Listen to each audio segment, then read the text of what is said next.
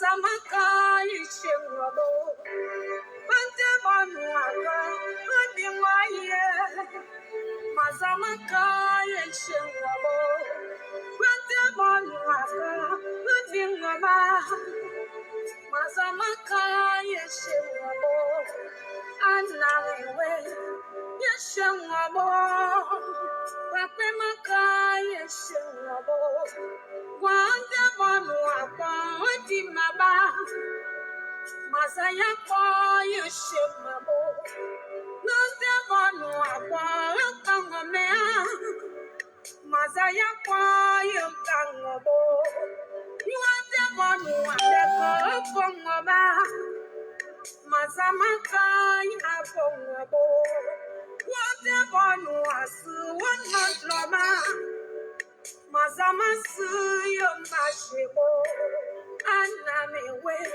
Yeshengabo, Papemaka, Yeshengabo, Sriano Davivo, Dietla Sonel, Yano Mamenu Pio, Yamamenu Wata Yawa, Yano Devonu Pio, Yadevonu Yable, Pakan would be my Yabanda Wapwa, Lamiriva, Wimama, Wima, Tenamatnabo, Wima, Wamematnabo, we, Metamianis Nabo, Wimama, Wima, Yama, Wimama, Fayama, Wima, but Wima, Wima, Dudu Suzu, Wima, Wima, Kamata, and your Lazuma, Nabo, Wima, there's one who Nabo, Wima,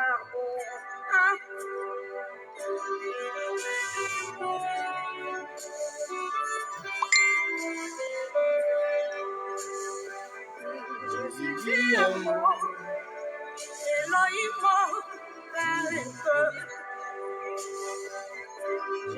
qui est mort, Adonai, parle à ma femme, Yahweh, parle un peu, Papa, parle un peu, Adonai, parle un peu, je suis chagriné, Yahweh, je suis rejeté, je suis minimisé, tout va mal pour moi, toi qui as fait les choses simplement par ta parole, et moi suffit de ta part, pour que ma situation change, Yahweh, parle à ma femme, Yahweh, Adonai, oh, Jésus, tu es mort, Adonai, oh, parle un peu.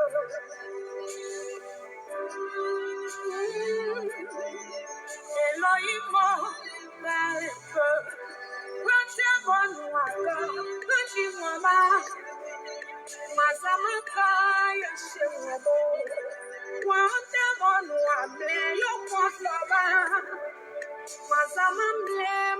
Florentine Tano. Bonjour Fédéré, on dit que ça fait 2 jours. Non, je suis là. Je suis là. Je suis là. Partagez la vidéo s'il vous plaît. Partagez la vidéo au maximum.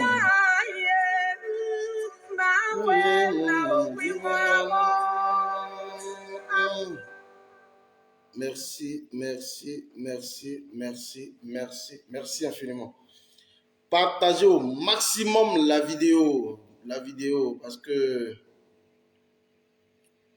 je salue Boaka Touré, je voudrais ici saluer la MDL, elle se connaîtra déjà. Voilà, la dame au grand cœur, je voudrais te saluer, la MDL. Mimi Jolie, je voudrais te saluer. Merci infiniment d'être là. Voilà. Merci infiniment. Je suis là, je n'ai pas bougé d'un iota, je suis là. Voilà, ça c'est pas mes heures de travail, vous le savez, mais quand j'ai l'occasion, je framponne. Voilà. Salut, salut, salut, salut, Dibo Dogué, merci infiniment d'être là. Vasseni Mauro, tu es où? Je suis à ma position idéale. Voilà, Bleignaz, sois salué. Je vais marcher fort, écrivez Fédéral marche, parce qu'il faut que je marche, je suis à la salle tout à l'heure. Abou Lisé Sissandro, Abou Sissé. Vers la fin de ton nom, on ne sait plus comment tu t'appelles. Abou Sissé Lisandro, Abou Sissé. Sissé Abou Lisandro. Ok. Sois salué, mon ami et frère. L'homme fort du GPS, Tunisie. Sois salué. Voilà. Mola Joie tapé, il dit, tu dames sur ton frère. Non, on ne peut pas damer sur le tout-puissant vice-président de chez moi, du grand Guidiga. On ne peut pas damer sur toi. Partagez la vidéo au maximum parce que aujourd'hui, je vais laisser les plaisantins de Charles Blé Goudé se reposer un peu. Parce que là où on les attend sur les questions d'actualité politique, je pense qu'ils n'y sont pas. Alors, ils veulent nous amener à ramer à compte courant. Donc, on va les laisser un peu se reposer. Hein? Le temps que, voilà, on soit nettement mieux installé. Et puis, donc, écrivez fédéral marche seulement. Et puis, ça va me donner le tonus de pouvoir marcher. Donc, je profite également pour vous saluer. I'm following you, brother. Maomoudou Ouedraogo, je voudrais ici saluer mon ami et frère Maomoudou Ouedraogo. Ça, c'est quelqu'un avec qui j'ai fait le CP1. Ah, nous, on a des traces hein, dans tout le pays, là. On a des traces. Ça, c'est quelqu'un avec qui j'ai fait le CP1 à EPP Hôpital 3 de Soubré, si je pense bien. Voilà, EPP Hôpital 3 de Soubré. Voilà. Il est professeur d'anglais, je crois, il est au Burkina. Voilà. Ouedraogo Mamoudou, il dit, I'm following you, brother. Okay, thank you so much for following me. Thank you so much. Merci infiniment. Guigui Depp. Alors, je vais courir, je vais marcher très fort. J'ai deux actualités principales. Voilà. J'ai deux actualités principales. Appelez tous les Maliens, il faut qu'ils viennent. Parce que j'ai deux principales actualités à vous présenter. La première est donc relative. Ibé de London soit salué. Biboué Franck soit salué. Sylvestre Akpo soit salué. Janine Bowie soit salué. Voilà. Donc, deux actualités. C'est pourquoi je dis que je vais le laisser pour l'instant. Charles Blé Goudé, c'est militant. J'ai dit que pour l'instant, j'ai trop clashé Charles Blé Goudé. On va le laisser pour l'instant se reposer quelque part. Parce que là où les Ivoiriens, les Africains, les panafricanistes sont entendus, je voudrais ici saluer mon ami et frère Herman Naou, qui est donc le président de l'AIT. L'AIT, qui est l'association des Ivoiriens en Tunisie. Je voudrais ici te saluer. Merci infiniment d'être là.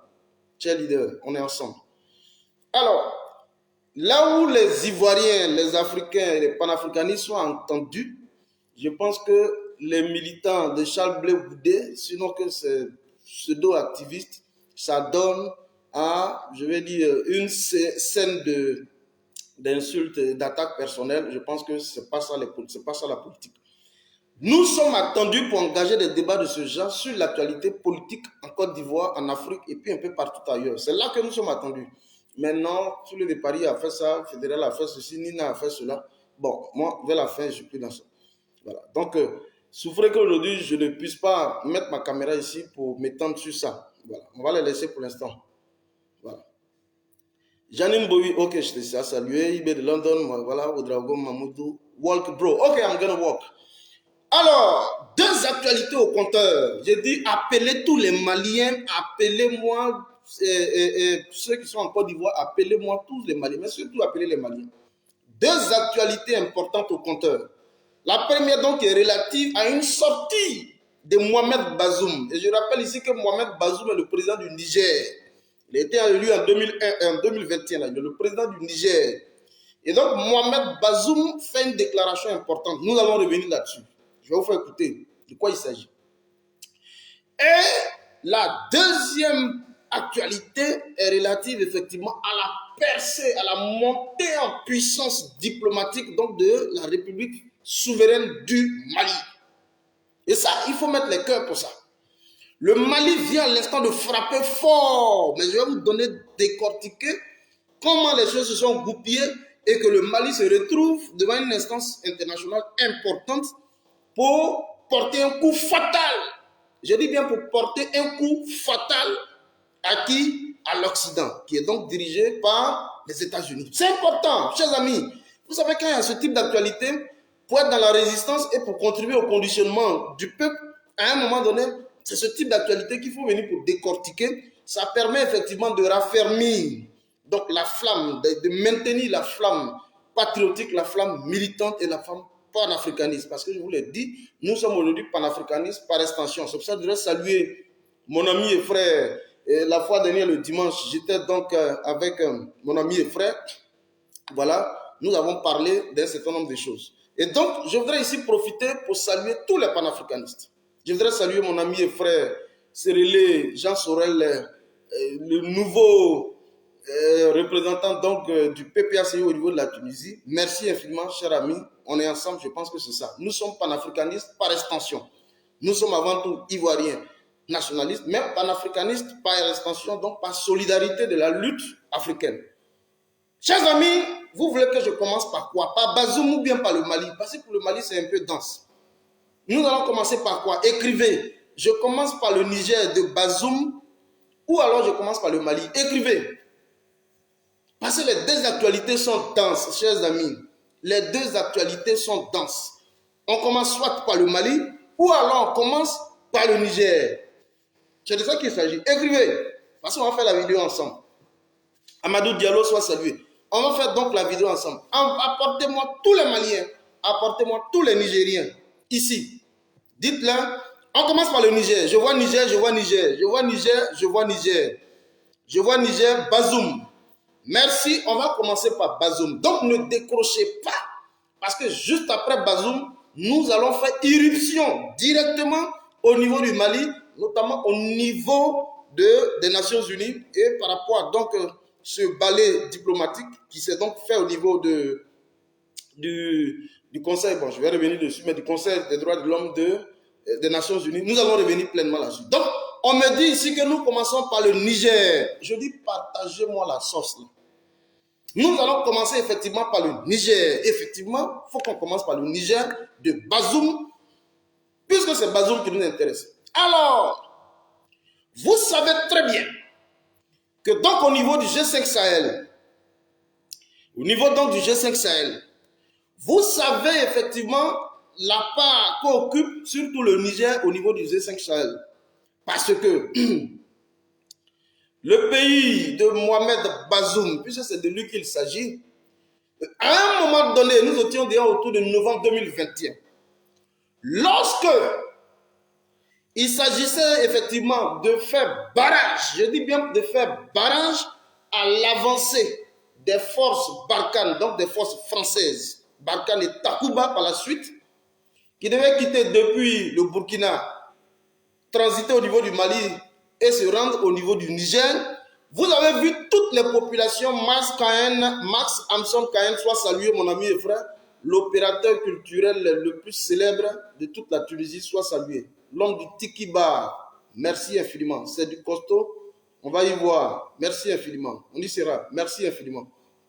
Le Tiki Bar. Alors, Mohamed Bazoum, pendant que les populations étaient en train de faire un blocus, je parle déjà de novembre 2021, pendant que les populations faisaient un blocus face donc à l'avancée des forces Barkhane, donc des forces françaises, celui qui a donné gîte et couvert aux forces françaises et donc qui a permis qu'il y ait un redéploiement, nous sommes à 150, merci de toujours partager. Celui qui a permis effectivement qu'il y ait un redéploiement des forces Barkhane et Takuba sur son sol, il s'appelle Mohamed Bazoum. Écoutez-moi très bien. Il s'appelle donc Mohamed Bazoum. Mais pourquoi Mohamed Bazoum le fait? Parce qu'il devient pratiquement un allié privilégié de la Grande France dans le G5 Sahel. Et c'est lui qui a contribué effectivement à la réinstallation du dispositif logistique et militaire sur le sol nigérien, donc au niveau de Niamey. Alors, au moment où je vous parle, toutes les forces qui se sont redéployées, c'est-à-dire depuis le Burkina, le Mali, ont tous élu domicile au niveau de quoi? Nassa Biti Eli, le coiffeur personnel du fédéral. Merci mon frère, on est ensemble. À tout à l'heure même. Merci infiniment. Nassa Biti Eli. Et donc, Mohamed Bazoum, lui, effectivement, c'est lui qui demande, au jour d'aujourd'hui, je vous parle, qu'il y ait donc une révision des nouveaux dispositifs au niveau de l'appareil de la CEDEAO. Je vous explique. Parce qu'ils ont réalisé qu'à un moment donné, la plupart de nos chefs d'État, dans un souci effectivement de se pérenniser au pouvoir, procèdent par quoi? Par des tripatouillages constitutionnels. Par des tripatouillages constitutionnels. La preuve, elle est évidente devant nous en Côte d'Ivoire. Et donc, Mohamed Bazoum dit qu'il faut une refonte en profondeur de la législation au niveau donc de la CEDEAO pour faire donc barrage à tous ceux qui vont émettre une certaine velléité de pouvoir tripatouiller les constitutions et se maintenir au pouvoir. Mais pour nous, ce n'est pas nouveau. Gbagbo Laurent ici l'a dit. Lorsque Gbagbo Laurent faisait une adresse importante, pendant qu'il était au niveau il organisait une visite chez lui à Mama, il a dit qu'aujourd'hui nous avons deux formes de coups d'État. Nous avons certes des coups d'État militaires, mais nous avons également des coups d'État civils. Et c'est la nouvelle donne aujourd'hui que la plupart des dictateurs, la plupart des chefs d'État en Afrique ont trouvé des coups d'État civils. Ça veut dire que par le tripatouillage des normes constitutionnelles pour pouvoir se maintenir aux affaires. Mais Gbagbo l'a dit. Est-ce que vous suivez? Je vais vous écouter Mohamed Bazoum tout à l'heure. Et donc Mohamed Bazoum dit, parce que je suis en train d'échanger avec certains gars qui me disent non, il faut qu'on y voit de loin, parce que la France pourrait parler à travers de Mohamed Bazoum. Je rappelle ici, je vais vous montrer juste un document. Juste un document si je l'ai ici. Partagez la vidéo s'il vous plaît, s'il vous plaît, s'il vous plaît, s'il vous plaît. Partagez au maximum la vidéo s'il vous plaît. Je vais lire ça rapidement. Ça c'est un journaliste écrivain qui le dit, nigérien. Il dit Seydik Abba. Il dit, dès le départ, le Niger avait une place importante puisque la composante aérienne de la force Barkhane, basée à Niamey, c'est ce que je dis, le pôle logistique à Abidjan et le quartier général à N'Djamena. Écoutez très bien. Il dit, dès le départ, le Niger avait une place importante puisque la composante aérienne de la force Barkhane est basée à Niamey. Toute la composante de la force Barkhane est basée à Niamey. C'est ce que je vous disais tout à l'heure. Le pôle logistique est à Abidjan. Donc, on a un important contingent des forces françaises au niveau d'Abidjan. Et tout le pôle logistique est basé au niveau de Niamey. Écoutez très bien. OK. Le quartier général est basé à N'Djamena. OK. L'ensemble des moyens aériens dont les Mirages et des drones sont basés au Niger. On poursuit. Après le sommet de Pau, je vous rappelle rapidement le sommet de Pau. Le sommet de Pau où il a appelé certains chefs d'État africains pour aller leur donner des instructions. Je parle de Macron. Après le sommet de Pau, le Niger est monté en puissance puisque la coordination entre la France et les autres pays lui était confiée. Le comité de liaison comprenant les forces françaises et celles de la région a été créé à Niamey, toujours à Niamey. Avec cette évolution, le Niger prend une place plus stratégique. Il était question de repositionner le quartier général de cette force Barkhane européenne dans la zone française, dans la zone des trois frontières. Voilà, chers amis. Donc, le Niger de Mohamed Bazoum aujourd'hui représente une zone stratégique en termes de repositionnement de toute la logistique de l'armée française.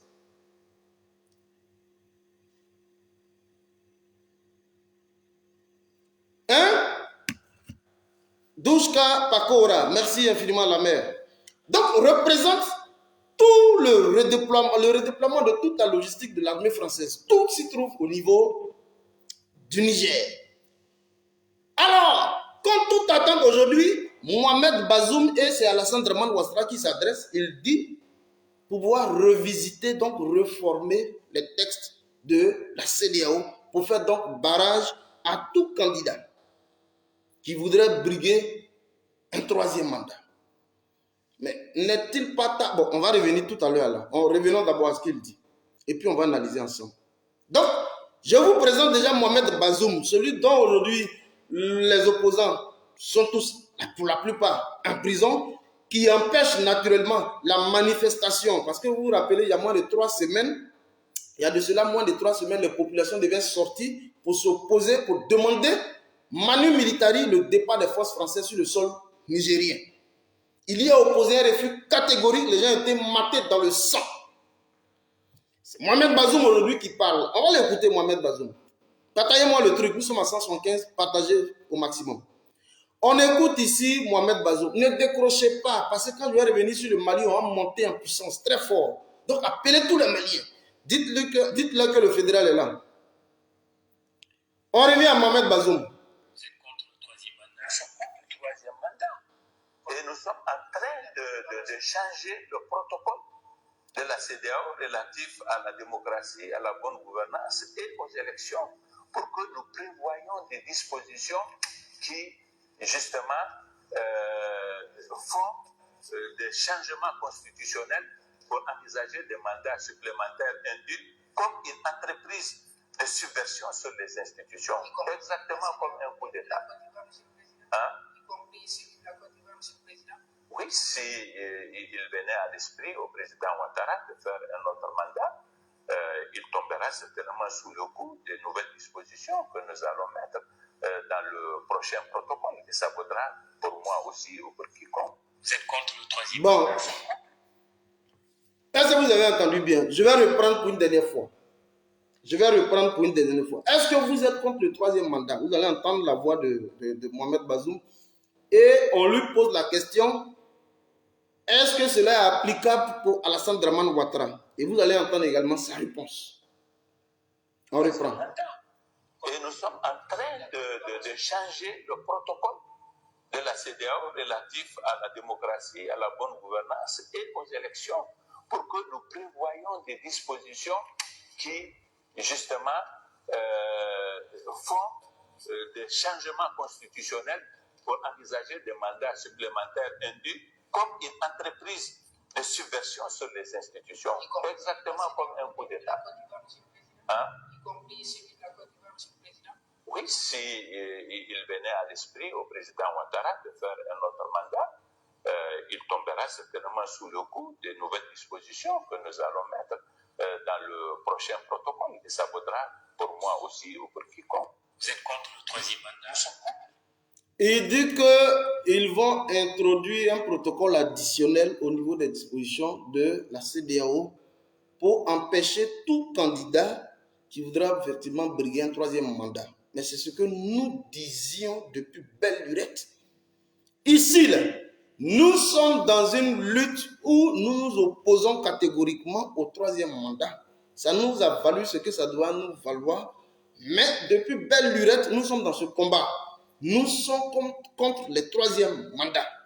Mais c'est un réveil pour nous.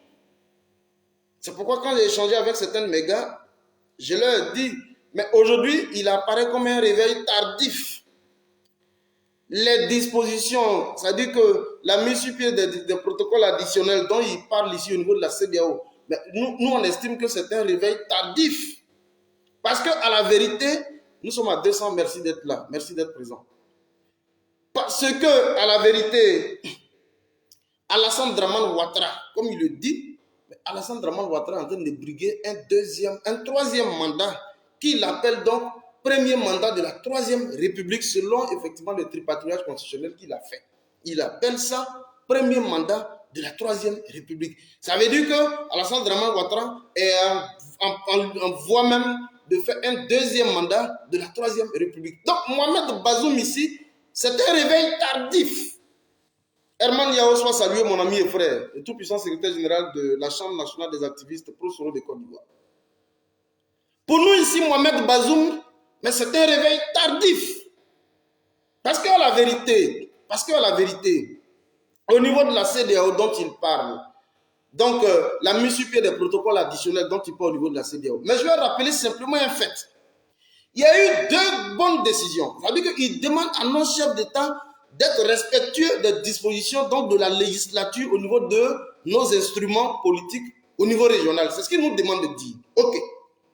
Mais dites à Bazoum qu'au niveau même de la CEDEAO, la Cour africaine des droits de l'homme et des peuples a rendu ici deux arrêts importants où Alassane Dramane Ouattara était membre de cette Cour africaine des droits de l'homme et des peuples où il y a eu 2 arrêts importants qui ont été donc donnés. En plus de, sinon que 3 arrêts, puisqu'il y a eu le PDCI, il y a eu 2 arrêts pour Guillaume Bafori Soro. Et là, ces 2 arrêts, on a sommé l'État de Côte d'Ivoire à pouvoir non seulement procéder à la libération des différents prisonniers politiques, mais de créer les conditions substantielles pour un retour sécurisé et apaisé de Guillaume Soro. L'arrêt a été rendu. La Cour africaine des droits de l'homme et des peuples a rendu 2 importants arrêts. Mais aussitôt, Alassane Ouattara les a pris, il les a chiffonnés, il les a jetés à la poubelle. Et qu'est-ce qu'il a demandé? Il a même demandé le retrait de la Côte d'Ivoire des instances de la CEDEAO. Ça a été fait.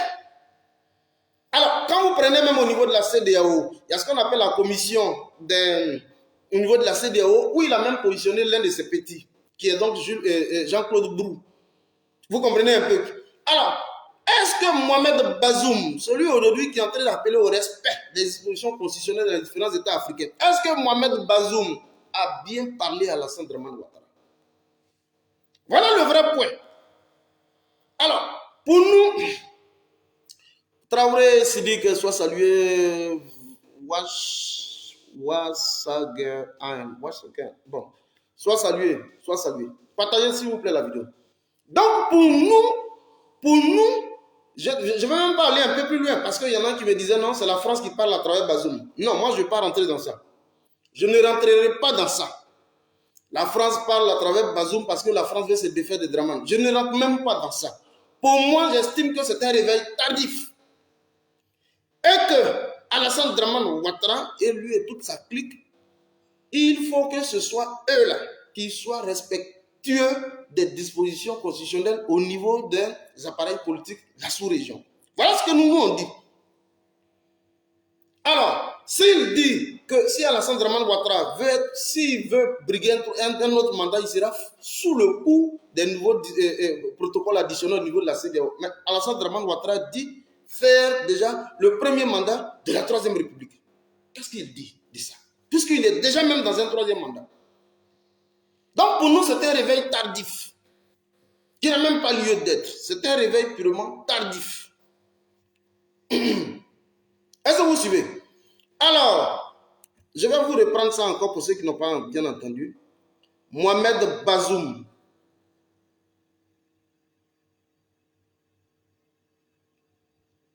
Vous êtes contre le 3e mandat? Nous sommes contre le 3e mandat. Et nous sommes en train de changer le protocole de la CEDEAO relatif à la démocratie, à la bonne gouvernance et aux élections pour que nous prévoyions des dispositions qui, justement, font des changements constitutionnels. Nous sommes en train de revoir les dispositions au niveau du protocole additionnel au niveau de la CEDEAO relativement à la bonne gouvernance et à l'organisation technique des élections. Mais c'est ce que nous avions dit depuis belle lurette. Je l'ai dit haut et fort ici, et tous les Maliens qui me suivent le savent. Nous encourageons les coups d'État militaires. Ah oui, oui, oui. Parce qu'aujourd'hui, pourquoi il y a une profusion? Pourquoi aujourd'hui il y a une montée en puissance des coups d'État militaires? C'est parce que le politique civil n'arrive pas naturellement à mettre tout en œuvre dans le strict respect des dispositions constitutionnelles. Et c'est ce qui entraîne les coups d'État militaires. Et donc les coups d'État militaires sont un moyen de restauration de la démocratie, de l'avènement des libertés individuelles dans les différents États dans lesquels nous évoluons. Alors, nous on encourage. Alors, ce qui veut dire quoi? Si vous voulez qu'il y ait une cessation des coups d'État militaires, mais il faut être respectueux des dispositions constitutionnelles dans vos différents États. Voilà ce que nous on dit depuis lors. Et c'est pourquoi nous on encourage Assimi Goïta. Voilà. Donc, pour nous là, les coups d'État militaires, c'est comme une sorte de sursaut national. Voilà comment nous on perçoit les coups d'État militaires. Et donc, Gbagbo Laurent l'a dit qu'aujourd'hui, en plus des coups d'État militaires, il y a des coups d'État civils. Et ça, c'est une façon subtile, puisqu'on bénéficie de tous les leviers de l'État. On a les moyens de pression immédiats, qui sont donc la police, la gendarmerie, l'armée. On a même la justice. Donc, les moyens de pression légaux dont on dispose. Alors, on fait ombrage à l'exercice de la démocratie dans nos différents États. Mais c'est ce qu'on est en train de vivre en Côte d'Ivoire. Et c'est ce que Gbagbo Laurent a dit la fois dernière. En plus des coups d'État civils, nous avons effectivement des coups d'État. En plus des coups d'État militaires, nous avons effectivement des coups d'État civils. Mais pourquoi Bazoum se réveille tardif? Parce ils ont compris, parce que lui-même il le sait. Nous sommes en train d'appeler à un soulèvement populaire au niveau du Niger. Il le sait. Nous sommes en train d'appeler à un soulèvement populaire au niveau du Niger. Donc, ce tarmatan ouest-africain qui a commencé à souffler depuis la Guinée, le Mali, la Guinée et le Burkina, l'armatan ouest-africain aujourd'hui risque de contaminer le Mali et le Burkina. Donc, à un moment donné, il faut prendre la disposition pour pouvoir parer à toute éventualité. Voilà dans quoi ils sont. Mais pour nous, c'est un réveil tardif. Alors, si on dit effectivement que ces protocoles additionnels vont contribuer à freiner toute velléité de pouvoir briguer un troisième mandat, ça veut dire qu'il faut commencer à faire pression sur Alassane Ouattara. Maintenant, quels sont les moyens dont vous disposez pour pouvoir faire pression sur lui? Il y en a qui me disaient non, mais c'est pourquoi je ne vais pas trop aller dans cette analyse. Je ne vais pas aller dans cette analyse où on me dit non, c'est la France qui parle à travers Bazoum. Je ne vais pas aller dans cette analyse. Voilà. Moi, je ne veux pas croire à ça. Donc, chers amis, c'était d'abord là le premier point que j'ai voulu ici vous exposer. Le premier point. On ne va pas durer sur la vidéo, mais on va aller au deuxième point, qui est beaucoup plus enrichissant. Partagez la vidéo, chers amis. Et montez la sauce, partagez la vidéo au maximum. Didier Ngouran, soit salué, mon ami et frère. Quand serait-il du Togo? Joseph... Non, le Togo, j'avais fait une vidéo la fois passée, parce que vous savez encore, il y a eu encore une tentative d'attaque, voilà, au niveau encore du Togo. Vous savez, parce que Faure, je l'ai toujours dit, j'ai dit que je vais voir Faure à l'œuvre. Voilà, parce que pour son implication dans la résolution de la crise malienne, aujourd'hui, on lui exerce directement un moyen de pression, voilà, juste pour qu'il puisse se rétracter. Ça, je vous l'avais déjà dit dans l'une de mes vidéos précédentes. Mais on va courir vite fait, on va aller au Mali. J'ai dit partager la vidéo. Quand je parle du Mali, je parle avec sensation, je parle avec émotion et vous ne pouvez pas comprendre. Je parle avec inspiration parce que quand il s'agit du Mali, je suis bien assis. 108 Stone Wayne, sois salué. Je vais parler du Mali. Je voudrais ici saluer les autorités de la République autonome du Mali. Je voudrais ici saluer les Maliens. Je voudrais ici saluer le gouvernement de transition du Mali. Je voudrais ici saluer Assimi Goïta. Je voudrais ici saluer Choguel Kokala Maïga, le premier ministre du Mali, le premier ministre patriote. Je voudrais ici saluer Boubacar Diop. Abdoulaye Diop, le ministre des Affaires étrangères du Mali, qui a frappé fort. Qui a frappé fort. Et ça, il faut que je vous donne cette nouvelle. C'est important. Bazoum est dans les cordes, oui, je sais, mais ça c'est son affaire. Voilà, si c'est maintenant qu'il veut voir clair, ça c'est son affaire. Alors, nous remontons vite fait au Mali, parce que hier, vous n'avez pas compris, dans le ciel des Nations Unies, hier, mais il y a eu une montée en puissance, une démonstration de stratégie diplomatique au sein donc du Conseil des Nations Unies, du Conseil des droits de l'homme des Nations Unies. Avant, lorsque les Nations Unies ont été créées, donc déjà en 1946, il y a eu donc la mise sur pied de la Commission des droits, de la Commission des droits de l'homme. Et c'est jusqu'en 2006 que cette commission s'est muée effectivement en Conseil des droits de l'homme, où la Russie a intégré, je crois en janvier, si je m'en abuse, je crois en janvier 2021, donc le Conseil des droits de l'homme au niveau des Nations Unies. Mais vous savez très bien, quand on dit qu'il y a le Conseil des droits de l'homme, c'est d'assurer effectivement la protection des droits de l'homme dans les différents États membres et de permettre à ce qu'il y ait effectivement le respect des dispositions, le respect, je veux dire, des libertés individuelles dans les différents États membres. Et vous voyez, donc assurer toute la coordination dans les différents États membres, mais dans le strict respect de promotion des valeurs, des libertés et surtout des droits de l'homme. Donc ça veut dire quoi?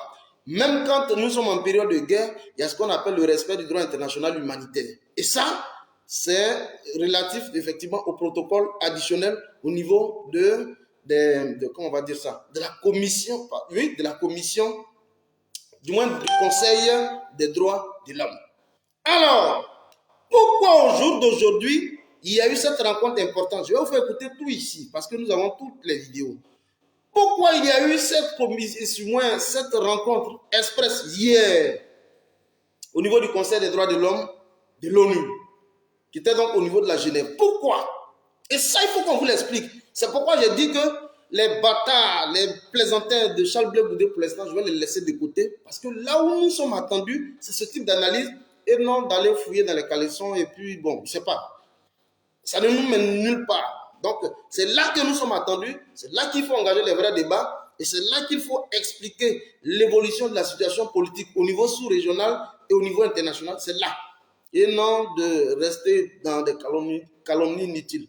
Doumbia Zouzou, merci infiniment d'être là. Merci infiniment. Encore joyeux anniversaire, mon frère. C'est comme ça on fait. Doumbia Zouzou, le Gangamba. Alors, je vous rappelle vite fait, quand le 24 février 2022, Vladimir Poutine, que je salue ici parce que moi je m'appelle Fédéral Poutine, lui et moi on est parentés. On a le même grand-père. Mon grand-père il est Poutine, donc je m'appelle Fédéral Poutine. Alors, et donc tous ceux qui sont de la famille Poutine, écrivez ici Poutine, Poutine, Poutine. Tous ceux qui sont membres de la famille, de la grande famille Poutine, écrivez Poutine. Le 24 février, lorsque Vladimir Poutine engage une opération spéciale au niveau de l'Ukraine, vous avez vu une montée en puissance de l'armée russe. Et autour déjà de mars, il y a eu une opération, voilà, je veux voir tous les membres de la famille Poutine, écrivez Poutine, tous les membres de la famille Poutine, hein, de la grande famille Poutine, écrivez Poutine. Et donc déjà autour de mars 2022, une montée en puissance, une percée, je veux dire historique, dans l'une des villes les plus importantes au niveau de l'Ukraine, qui était à Boutcha. Alors, vous avez vu l'Occident. Je vous ai toujours dit, vous devez comprendre l'évolution de la situation au niveau international. Nous avons deux ordres qui sont opposés, le bloc de l'Est et le bloc de l'Ouest. Le bloc de l'Ouest, qui est donc l'Occident, les États-Unis, la France et tout l'Occident, qui aujourd'hui impose un monde de pensée unique à l'ensemble de tout le monde entier.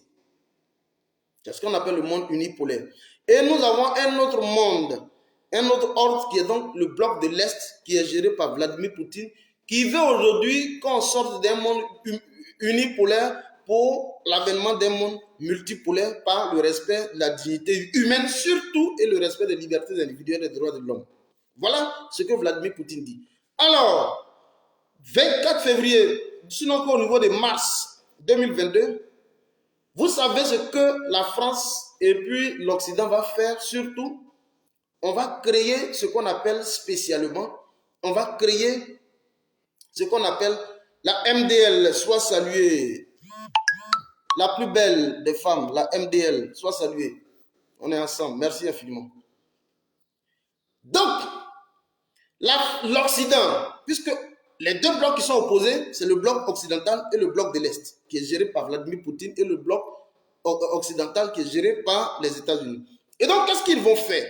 Puisque la Russie fait partie intégrante du Conseil de sécurité de l'ONU avec droit de veto.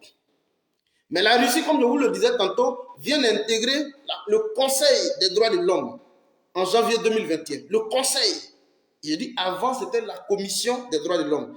Depuis 2006, nous sommes passés à ce qu'on appelle le Conseil des droits de l'homme. Et donc la Russie venait ainsi d'intégrer en janvier 2021 le Conseil des droits de l'homme. Donc, toutes les dispositions, effectivement, sont mises pour que les questions relativement aux libertés et des droits de l'homme soient respectées dans les différents États. Donc, ainsi, nous nous engageons dans le sens de la promotion des libertés et des droits de l'homme dans les différents États. La Russie vient donc d'intégrer le Conseil des droits de l'homme au niveau de l'ONU. Alors, qu'est-ce qu'il faut faire? Parce que vous devez comprendre pourquoi il y a eu bruit hier. Hey, j'ai dit partager la vidéo, appeler les Maliens. Et donc, lorsqu'il y a eu le massacre de Boutcha, je vous le rappelle pour les chiffres qui ont été avancés, parce qu'il y a eu un pourrissement de l'espace médiatique, surtout par l'Occident. On annonce entre 412 et presque 600 personnes qui ont péri en une seule journée, qu'ils ont baptisé le massacre de Boutcha. Mais à la vérité, ceux qui ont instrumentalisé ces massacres, c'est bien entendu l'armée ukrainienne. Tous les nazis ukrainiens, ce sont eux-mêmes qui ont procédé au massacre des populations et ils ont pris cela, ils ont imputé cela à la Russie. L'objectif, c'était de brandir effectivement un visage hideux de l'armée russe en disant effectivement que même en période de guerre, les questions relativement aux droits de l'homme humanitaires ne sont pas respectées, aux droits internationaux humanitaires ne sont pas respectés. Parce que je vous le dis, même en période de guerre, les questions relatives aux droits internationaux humanitaires doivent être respectées. C'est-à-dire même quand on attrape un prisonnier, quelqu'un qui n'est pas en armes, lorsqu'il a levé les mains, il ne faut pas tirer dessus. On ne tire pas sur une ambulance. Des populations civiles qui sont inactives, qui sont inoffensives, il ne faut pas tirer dessus. Donc toutes ces questions relativement aux droits internationaux humanitaires doivent être respectées. Ils disent que le massacre de Boutcha a été donc orchestré par l'armée russe. Alors, nous sommes déjà autour de mars. Alors, qu'est-ce qu'il faut faire? Puisque ceux qui les dérangent, tant au niveau de l'Ukraine comme au niveau du Mali, parce qu'avec qui aujourd'hui le Mali est visiblement en train de ratifier un protocole de défense, je le dis bien, un protocole de défense, la Russie, les gênant sur les passages, il faut leur permettre effectivement de libérer le plancher au niveau du Conseil des droits de l'homme de l'ONU. Et là, ce qu'on va faire, le 7 avril 2022, aussitôt plus de 93 États vont siéger et vont donc demander la suspension de la Russie du Conseil des droits de l'homme de l'ONU. La Russie est suspendue.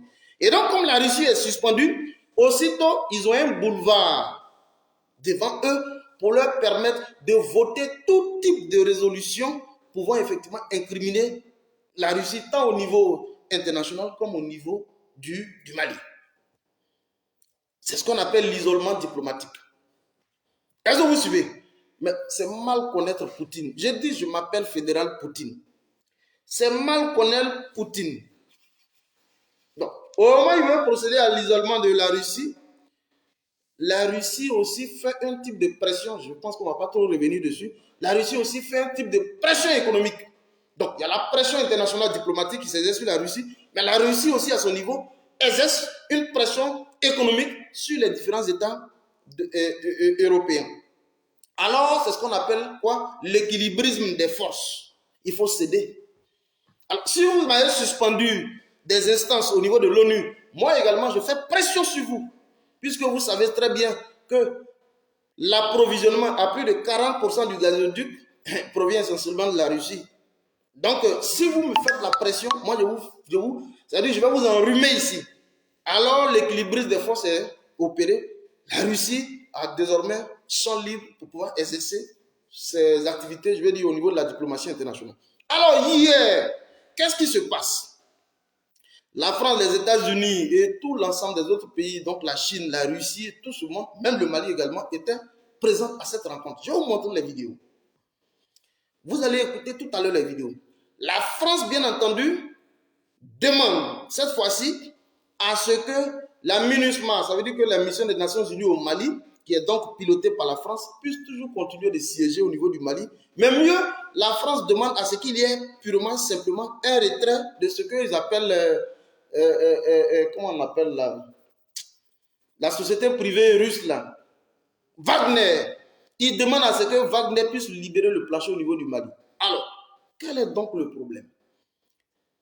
Est-ce la présence de Wagner, de l'armée russe, qui vous empêche effectivement de bien travailler, ou alors vous voulez disposer pleinement de tout l'espace malien pour pouvoir mieux,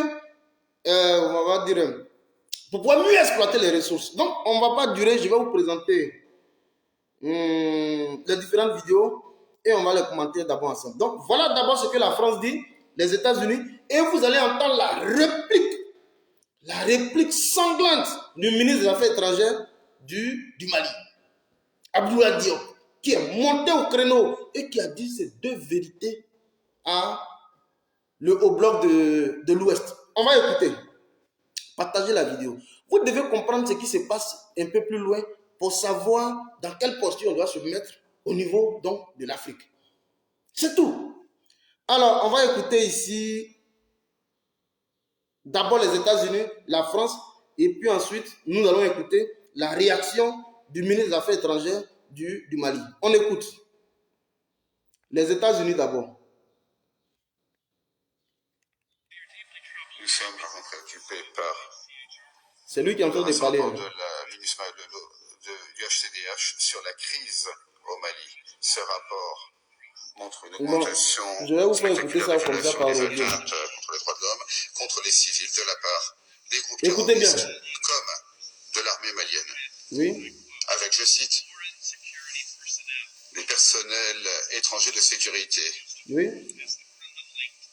Ce que le reste du monde appelle en général les forces du groupe Wagner liées au Kremlin. Les autorités maliennes sont pleinement responsables des actes de leurs partenaires de sécurité. En mars dernier, il y a eu des signalements concernant le terrible massacre, les charniers à Mora. Les autorités maliennes refusent encore de permettre à la MINUSMA d'avoir accès au site pour mener une enquête indépendante. Cela est inacceptable. La MINUSMA doit avoir un accès immédiat à tous les sites où il y aurait des attaques pour mener des enquêtes qui répondent au mandat du Conseil. L'augmentation alarmante des signalements d'atteinte et violation des droits de l'homme, c'est exactement la raison pour laquelle les États-Unis continuent à avertir les pays contre les partenariats avec le groupe Wagner appuyé par la Russie. Les forces du groupe Wagner ont commis de terribles atteintes aux droits humains partout où sont déployés et cela est largement signalé. Le groupe Wagner n'apportera pas la paix au Mali. Il ne fera que détourner les ressources naturelles et économiques de la lutte du Mali contre le terrorisme. Wagner n'apportera pas la paix au Mali, mais Wagner ne fera que détourner les ressources naturelles du Mali à leur profit. Vous entendez très bien. Et ça, c'est ce que l'un des représentants, le représentant des États-Unis au niveau, face donc au niveau du Conseil des droits de l'homme des Nations Unies. Ça, c'était donc hier. Et tel qu'on a fait le même montage au niveau de Boutcha, c'est le même montage qui a été fait au niveau de Moura au Mali, où eux-mêmes, les rebelles, ont massacré les populations civiles et on a dit que c'est l'armée malienne qui se sont adonnés à des actes, des actions sur les populations civiles. Alors, on demande effectivement qu'il y ait la mise sur pied d'une commission rogatoire mixte, bien entendu avec les éléments de la MINUSMA, mais de permettre à ce qu'il y ait une commission rogatoire mixte sur le sol malien pour pouvoir procéder aux enquêtes relativement au massacre de Moura. Donc, les deux événements se sont orchestrés dans la même période. L'autre au niveau de Boutcha et l'autre au niveau du Mali, donc au niveau de Moura. Est-ce que vous suivez? Alors ils disent que la coopération avec l'armée, ça veut dire que l'armée russe avec Wagner, parce que l'armée malienne, sinon que les autorités maliennes ont toujours dit qu'elles ne traitent pas avec une opération militaire privée, une organisation militaire privée. Eux là, c'est plutôt la ratification d'un accord de coopération militaire avec la Russie et que le Mali s'engage effectivement dans la diversification des partenariats militaires avec l'État qui s'offre à eux. Voilà la logique dans laquelle ils sont. Alors, vous l'avez écouté ici le premier. On va écouter ce que le représentant de la France dit. Écoutez. Dans ce contexte difficile, le Mali a encore besoin de la MINUSMA. Voilà. La France entend donc assumer son rôle et proposer à ce Conseil de renouveler le mandat de la mission pour une année supplémentaire. On écoute. Mais pour que la MINUSMA poursuive son mandat, les autorités de transition maliennes doivent également prendre leurs responsabilités. Les entraves aux activités de la mission et aux relèves des contingents doivent cesser. Les autorités doivent également poursuivre le dialogue avec la CEDEAO, dont nous soutenons les efforts. Il s'agit de parvenir à un calendrier mutuellement acceptable et à des engagements concrets pour un retour à l'ordre constitutionnel. Non, là il a dévié. Là ici, il dévie. Il dit que les autorités maliennes doivent travailler à la mise sur pied d'un calendrier mutuellement acceptable. Mais le calendrier dont il parle ici, c'est le calendrier électoral. Or, les autorités maliennes sont fermes. Jusqu'aujourd'hui où je vous parle, les autorités maliennes sont fermes. Avant déjà même l'organisation technique d'une élection, il faut déjà assurer l'intégrité territoriale. Et donc permettre à ce qu'on puisse être dans un environnement qui ne soit pas donc favorable à la contestation d'une quelconque élection. Donc, ça passe effectivement par l'élaboration d'un dispositif constitutionnel fiable, bien entendu. C'est ce que le Premier ministre Choguel Kokala Maïga s'évertue à leur dire, mais ils font comme s'ils n'entendent pas. Et qu'il a dit, pendant plus de 30 bonnes années, toutes les crises qui se sont opérées sur le sol malien sont issues des élections mal goupillées, sont tous issues des contestations électorales. Et donc, il faut une réforme en profondeur de l'appareil institutionnel, de sorte que les nouveaux textes qui seront donc élaborés, et je veux dire dans le dispositif législatif, ne puissent pas faire l'objet d'une quelconque contestation. C'est ce que lui dit. Or, quand il parle ici à l'avènement de l'ordre constitutionnel et par la définition d'un calendrier mutuel accepté, ça veut dire quoi? Il faut absolument qu'on aille aux élections. Or, les autorités maliennes disent qu'on n'ira pas à une élection à n'importe quel prix. Laurent Gbagbo ici s'est fait mougou facilement. Ah oui. Laurent Gbagbo ici s'est fait mougou facilement dans cette histoire de calendrier. Donc, il faut sortir du fétichisme des dates électorales. Une élection n'est pas une fin en soi. Voilà ce que les autorités maliennes disent. On poursuit. C'est dans l'intérêt des populations maliennes. Non, les violations des droits de l'homme et du droit international humanitaire doivent cesser et les responsables doivent... Vous savez, je vous explique la stratégie. Au niveau des dispositions, au niveau de l'ONU, c'est quoi? L'ONU ne peut pas venir et visiblement faire ce qu'on appelle de l'ingérence en ne s'accrochant pas à un dispositif législatif. C'est-à-dire quoi?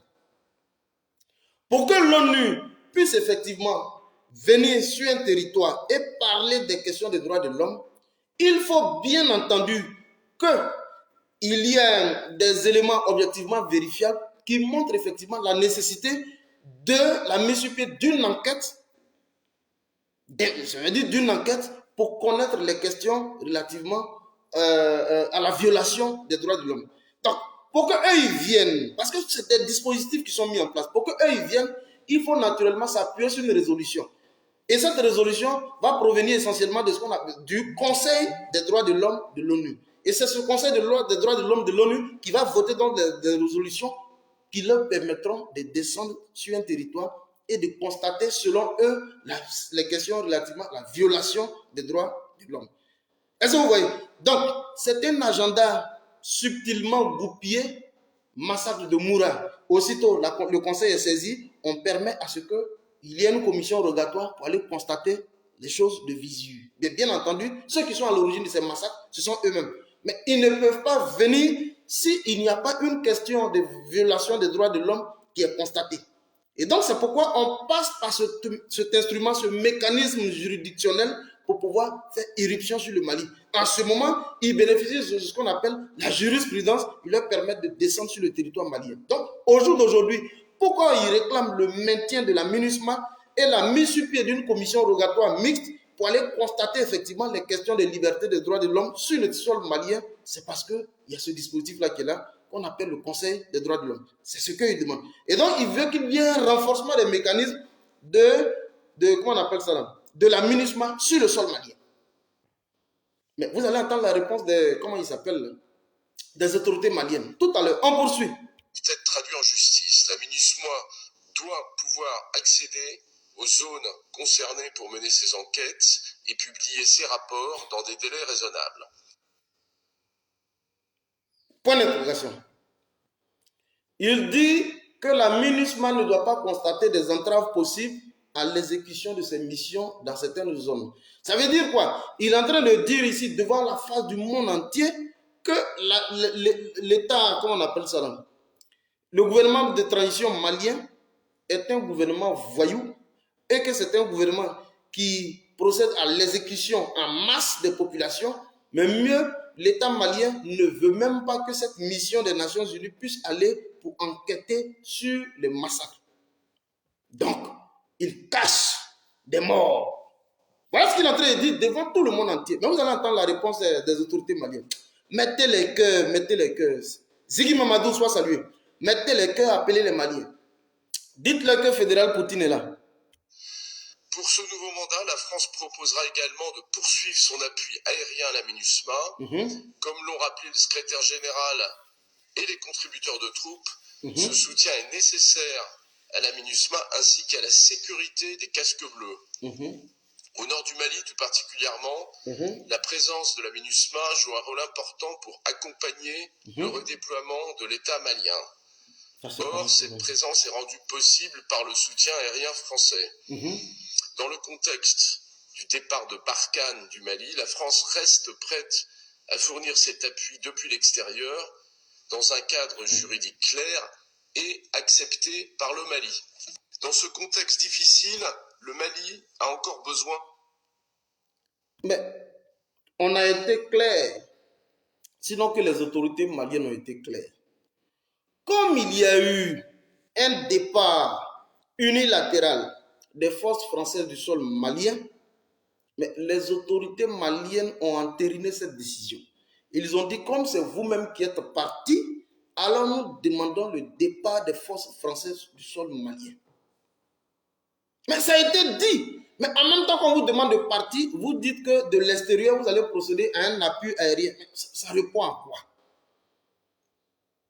Et c'est pourquoi les autorités maliennes aujourd'hui sont fermes pour dire effectivement, s'il doit y avoir un renforcement de l'opération de la MINUSMA sur le sol malien, il faut que ça se fasse de façon concertée. Il faut que ça se fasse avec des missions conjointes. Donc des centres de commandement intégrés. Voilà ce que les Maliens demandent. On poursuit. Alors, Daligoulier, sois salué. Il dit tu es un 10. Merci, on est ensemble. Et donc, la France et les États-Unis finissent de parler. Vous devez comprendre ça. Oh. Il y a un qui me disait non, c'est parce que Bazoum il a des problèmes. Mais non, ça, on ne rentre pas dans ça. Mais vous devez comprendre l'évolution de la situation. Et donc, à cette rencontre importante, il y a eu un représentant de la Russie. La Russie était encore même présente. Vous allez entendre la représentante de la Russie. Nous prenons la poursuite du dialogue entre Bamako et la CEDEAO. Voilà, je vais vous faire écouter ça en audio. Les sanctions régionales existantes dont souffre la population malienne, tout comme celle des pays qui ont instauré ces restrictions. Oui. Nous sommes convaincus que les autorités maliennes et le peuple malien doivent garder le contrôle des questions liées à la période de transition. Merci. Les autorités maliennes doivent garder le contrôle lié à la période de transition. Je vous explique ça. Parce que où on va là, c'est un jeu de titans. Ce qui se passe au niveau du Conseil des droits de l'homme, où on veut éviter la Russie pour avoir un boulevard et puis venir établir maintenant toutes les sanctions pour prendre les gens comme ça, les capturer comme des petits lapins et puis les envoyer là où il faut les envoyer à la CPI comme on l'a fait à Laurent Gbagbo. La Russie est présente malgré tout. La Russie était là hier. Il faut que les autorités maliennes puissent garder le contrôle en matière de période de la transition. Ça veut dire quoi? Les autorités maliennes qui, en synergie avec toute la population, toutes les différentes couches socio-professionnelles et politiques au Mali, qui a donc procédé par une consultation directe élargie, ont demandé à ce qu'il y ait une prorogation du délai de transition. Au jour d'aujourd'hui, nous avons pu arrêter un délai relativement autour de 24 mois, ça veut dire 2 bonnes années. Voilà ce qui est en train d'enrhumer l'Occident avec ces organismes satellitaires qui sont donc la CEDEAO, l'UEMOA et autres. Et donc, il veut qu'on revienne très rapidement à l'avènement, comment on va dire ça, d'un calendrier électoral. Mais vite fait, il faut qu'on revienne aux élections. Et donc ici, la Russie tape du poing sur la table pour leur dire, vous là, vous, les autorités maliennes, c'est vous qui devez avoir le contrôle du calendrier électoral. Même pas le contrôle du calendrier électoral, mais du calendrier de la période de transition. C'est vous et vous seuls. Aucune injonction ne vous sera faite pour vous demander de surseoir à votre période de transition. Vous êtes les maîtres du jeu, du game. On n'est pas en train de jouer. Ce qui se passe, c'est un jeu de dur. Si vous n'avez pas compris ce qui se passe là-bas, vous allez patauger, aller tomber dans... C'est pourquoi je vais vous dire, évitez les vidéos où on fouille dans les caleçons, dans les strings des gens là. Comme ce que... Voilà. Évitez ça. Hein? Ensuite. Trop importante, une organisation trop active des élections sous pression extérieure et sans prendre en compte la situation. Celui qui parle ici, c'est la représentante de la Russie. C'est elle qui est en train de parler.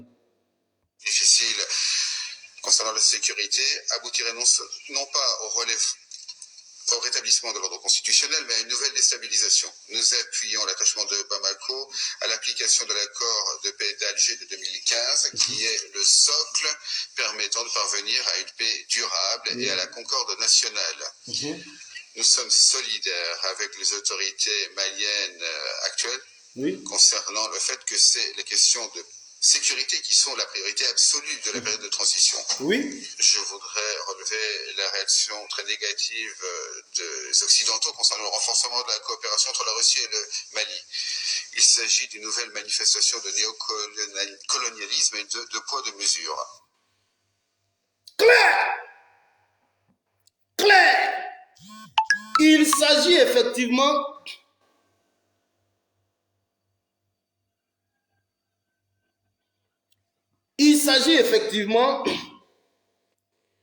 du renforcement du néocolonialisme.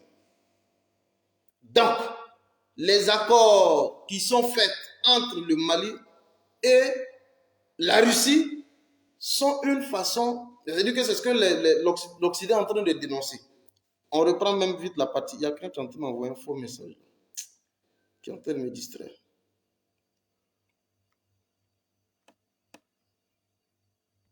Non pas au rétablissement de l'ordre constitutionnel, mais à une nouvelle déstabilisation. Nous appuyons l'attachement de Bamako à l'application de l'accord de paix d'Alger de 2015, qui est le socle permettant de parvenir à une paix durable et à la concorde nationale. Nous sommes solidaires avec les autorités maliennes actuelles concernant le fait que c'est les questions de sécurité qui sont la priorité absolue de la période de transition. Je voudrais relever la réaction très négative des Occidentaux concernant le renforcement de la coopération entre la Russie et le Mali. Il s'agit d'une nouvelle manifestation de néocolonialisme et de poids de mesure. Ces derniers lancent des insinuations peu scrupuleuses concernant les prétendus sévices commis par l'armée malienne avec la participation d'instructeurs russes contre la population civile du village de Moura. Il y a également une campagne de désinformation concernant... C'est ce que je vous ai dit tout à l'heure. Il dit que la nouvelle coopération entre l'armée malienne et la République fédérale de la Russie, qui est donc se fait, dont la dénonciation se fait sous fond de campagne de diabolisation médiatique, c'est une forme de néocolonialisme. Est-ce que vous suivez? Et donc ici, arrête de m'envoyer des messages bizarres. Attends, je vais vous répondre parce qu'il y a quelqu'un qui est en train de m'envoyer des messages. On va aller vite fait. de Charnier, près de Gossi.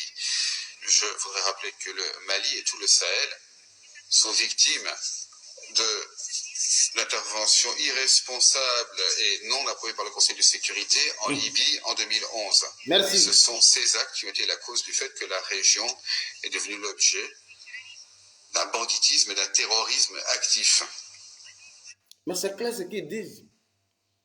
Aujourd'hui, juste après la déstabilisation de la Libye en 2011, février, autour de février déjà 2011, lorsque le pouvoir Kadhafi est frappé, que lui-même il tombe, il reste dedans, vous voyez qu'il y a eu donc une montée en puissance des mouvements terroristes, mais qui sont tous issus depuis la Libye, et ce sont aujourd'hui qui ont infiltré tout le Grand Sahel. Voilà. Et donc, on ne peut pas encourager, parce que la question des 2 poids 2 mesures dont il parle, on ne peut pas encourager les massacres donc, au niveau de la Libye, c'est-à-dire que passer cela sous silence et puis venir orchestrer un massacre qui s'est fait au niveau de Moura, c'est de ça que je parlais, où on dit que les massacres de population ont été donc faits avec la participation de l'armée malienne et la présence effective de qui? Des instructeurs russes sur les populations. Alors, c'est un instrument dont ils se servent, c'est un moyen dont ils veulent se servir pour pouvoir engager, selon eux, des enquêtes dont les conclusions déjà sont connues, hein, parce que avant même d'engager les massacres, on dit déjà que ceux qui sont à l'origine de ces massacres, c'est l'armée malienne avec la présence des instructeurs russes et qui ont procédé au massacre des populations au niveau de Moura. Voilà la réalité. Et donc, il dit, c'est une instrumentalisation qui est faite, c'est une instrumentalisation qui est faite, et donc, eux, ils viennent ici pour le dénoncer. Oui, il faut. On poursuit. Je vais faire vite. Nous ne sommes pas les seuls à le dire, les Sahéliens le disent eux-mêmes. Cependant, pourquoi est-ce que les pays du Sahel se sont révélés être aussi vulnérables? Par exemple, au Mali, le Mali a connu la plus importante civilisation africaine. C'était un centre d'éducation et de commerce. Les causes sont à chercher dans le passé colonial et même après l'indépendance acquise par ces pays. Eh bien, le colonialisme n'a pas pleinement disparu. Il a été remplacé par ce qu'on appelle une domination par contrat. Clair! Et c'est précis. Le néocolonialisme aujourd'hui a opéré une nouvelle forme d'exécution qu'on appelle la domination par contrat. Ça veut dire qu'on vient, on rectifie des protocoles politiques, militaires et même économiques avec les États africains où eux, ils ont une large part donc, de domination. Et vous êtes liés à ces traités-là. C'est ce qu'eux, ils appellent ici, la Russie est en train de dénoncer devant tout le monde entier. La domination par contrat. Mais c'est fort, chers amis. Et quand vous avez aujourd'hui la Russie qui monte en puissance comme ça, devant tout ce parterre de grande puissance, pour venir dénoncer toute la subtilité avec laquelle aujourd'hui l'Occident ruse avec les États africains, mais il y a lieu aujourd'hui visiblement d'applaudir la grande Russie, qui est donc aux côtés du peuple malien. C'est pourquoi je dis, n'ayons pas peur de s'afficher avec la Russie, n'ayons pas peur de clamer haut et fort nos accords de coopération avec la Russie, qui apparaît aujourd'hui comme un gage favorable dans le maintien de la sécurité dans le Grand Sahel. Voilà la vérité. On poursuit vite fait parce qu'il y a quelqu'un qui a pu m'envoyer des messages. C'était de conserver les leviers du contrôle politique et économique. Et le résultat de cela, c'est que la majorité de ces États n'ont pas pu assurer leur sécurité et garantir une vie digne sur l'ensemble de leur territoire. Oui. Pour être juste, il faut noter qu'après la crise en Libye créée par les Occidentaux, la communauté internationale a essayé d'aider le Sahel. Okay. Mais dans quelle mesure cette aide a-t-elle été efficace? Zéro. Des contingents étrangers sont arrivés dans la région, ils ont annoncé qu'ils luttaient contre le terrorisme, mais la situation a été encore plus déstabilisée et elle continue à se dégrader. Oui. Ok, on va aller vite parce qu'il y a quelqu'un qui est en train de m'envoyer des messages là. Je vais répondre rapidement. Alors, on va aller vite et vous allez entendre la réaction du ministre des Affaires étrangères du Mali, Abdoulaye Diop, qui frappe du poing sur la table. Et c'est ce que je voulais vous faire écouter. Abdoulaye Diop. Il y a eu 2 interventions qui sont entrecoupées. Je vais vous présenter l'intervention, la toute première intervention du patron de la diplomatie malienne, Abdoulaye Diop. On va l'écouter. Le mandat de l'aménagement doit obligatoirement prendre en compte la montée Là, en puissance des forces de défense et de sécurité du Mali, qui sont désormais en première ligne face aux groupes terroristes, qui enregistrent certes des pertes, mais qui en infligent aussi énormément sur le terrain. Oui.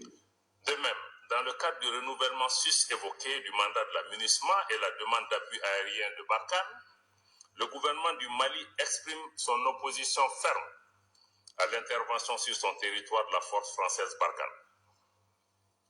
Après la décision unilatérale de retrait de la dite force, qui a été aussi suivie par la dénonciation par le Mali des accords de défense avec la France. Nous en appelons donc au respect de la souveraineté de notre pays et des décisions prises par les autorités maliennes dans ce contexte. Ensuite, le gouvernement du Mali souligne la nécessité d'une meilleure coordination des actions de l'aménagement avec l'État malien de manière à assurer une pleine efficacité dans l'application de son futur mandat. Merci. Le gouvernement du Mali souligne également la nécessité pour l'aménagement de travailler étroitement et véritablement avec les autorités et les parties prenantes maliennes pour aider le Mali à protéger ses populations civiles et à restaurer son autorité sur l'ensemble de son territoire. Merci. Le mandat de l'aménagement doit obligatoirement prendre en compte. Deuxième type d'intervention, et c'est l'intervention la plus attendue, que tout le monde entier doit se comprendre. On va aller vite parce que je reçois des messages. Je reçois une alerte là, donc je vais faire vite et puis on va se laisser. La troisième intervention, la plus importante que vous devez écouter, une intervention musclée. Et ça, c'est sans faux fuyant. Une intervention musclée, il les regarde droit dans les yeux, puis il le parle. Il faut avoir du cran pour le faire. On va écouter Abdoulaye Diop. Deuxième intervention musclée. Je voudrais être très clair que pour le Mali, nous ne connaissons pas de Wagner. Notre problème n'est pas Wagner. Oui. Mais notre problème, c'est comment assurer la survie de notre État, comme je l'ai rappelé, qui a perdu le 2/3 de son territoire suite à l'intervention que vous connaissez. Merci. Notre problème, c'est comment assurer la sécurité des Maliennes et des Maliens qui sont aujourd'hui désespérés et dont nous n'arrivons même pas à protéger les droits essentiels. Notre souci, c'est comment préserver notre pays, préserver l'unité du pays, comment préserver l'intégrité territoriale de notre pays.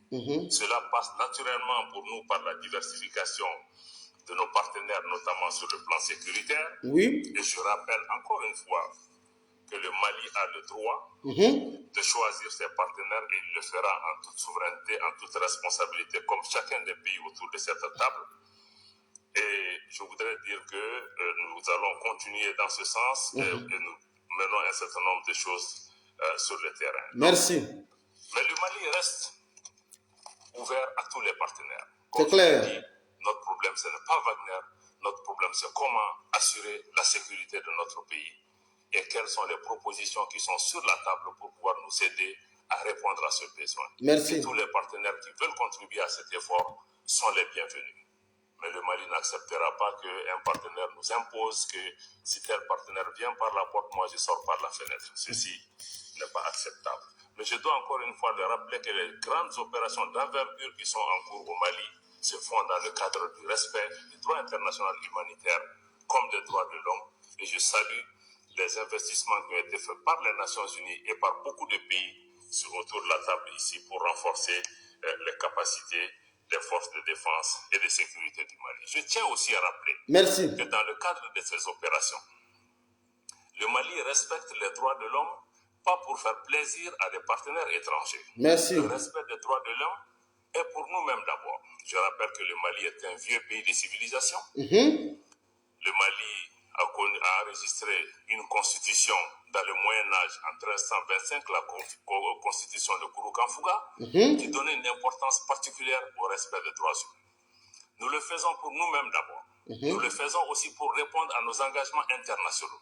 Nous le faisons parce que nous sommes conscients que la lutte que le Mali est en train de mener contre le groupe terroriste, nous ne pouvons pas la gagner en violant les droits. Nous avons besoin de gagner les cœurs et les esprits des Maliens pour pouvoir. Le Mali n'a absolument aucun intérêt absolument aucun intérêt de s'engager sur cette voie. Oui. Nous sommes conscients que cette voie peut se retourner. Qu'on lui dit, soit salué. Mais, Coty mesdames et messieurs Abel, du soit Conseil, salué. soyez conscients que le Mali est aussi victime d'une guerre de désinformation. Merci. Une guerre de désinformation qui vise justement à punir le pays pour ses choix.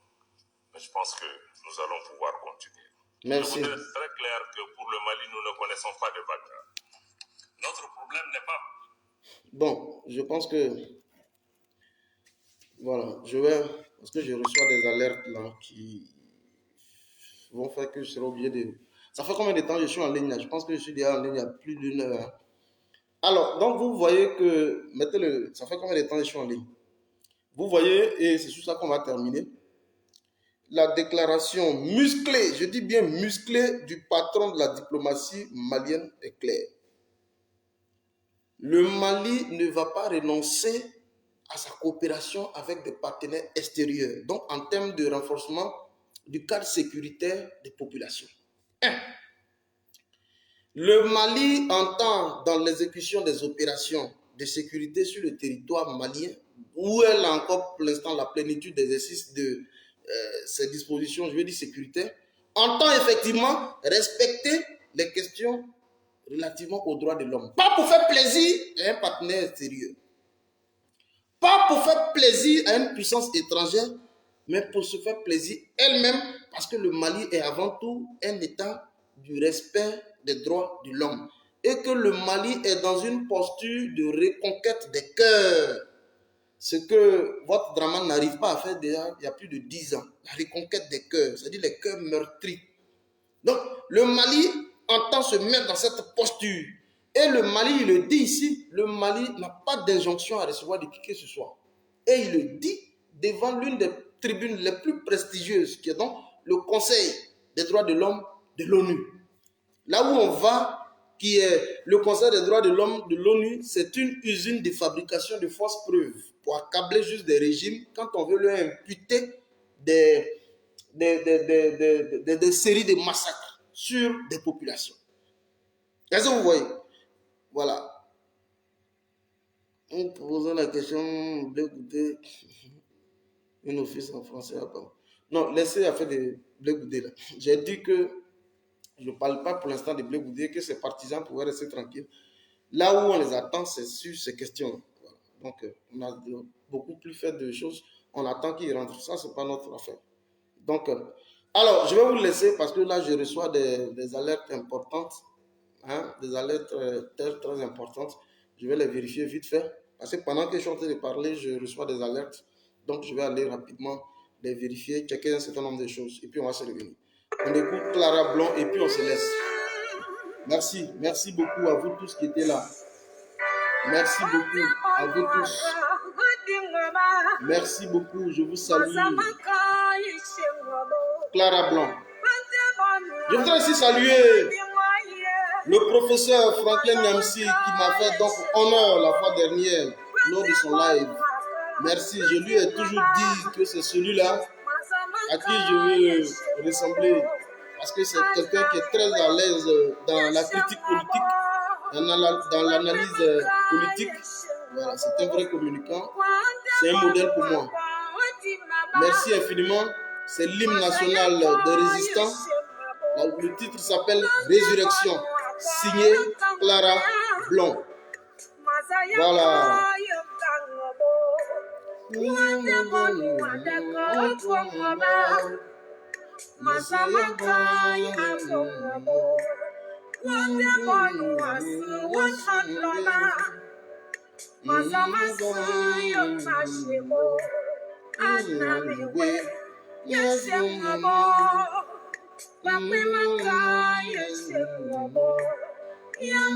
Celle qui chante s'appelle Clara Blanc. Allez-y sur YouTube, tapez Clara Blanc, Résurrection. Clara Blanc chante Résurrection.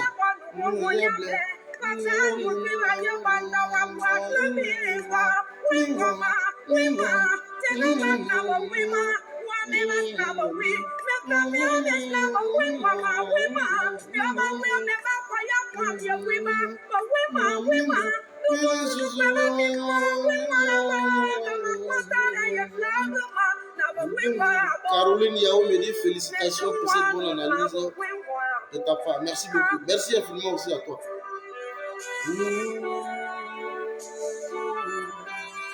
Ah. Jésus dit un mot, Elohim parle un peu. Jésus dit un mot, Adonai parle à ma faveur, Yahweh parle un peu, Yahweh parle un peu, Adonai parle un peu. Je suis fatigué, Yahweh, je suis chagriné, je suis minimisé. Tout va mal pour moi, toi qui as fait les yeux simplement par ta parole. Et il me suffit de ta part pour que ma situation change, Yahweh.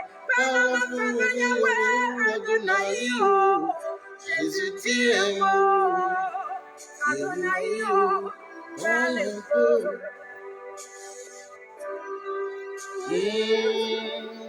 Elohim, parle un peu. Gonla Firmin, sois salué depuis Zouangnien, ZH. Merci, je salue tous les gens de ZH. Conan Lydie, merci.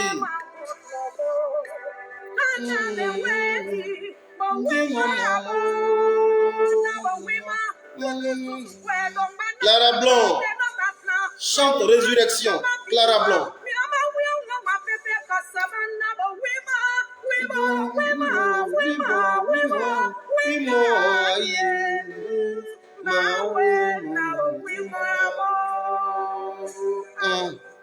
Merci infiniment Clara Blanc, c'est sur ce morceau que nous allons nous laisser.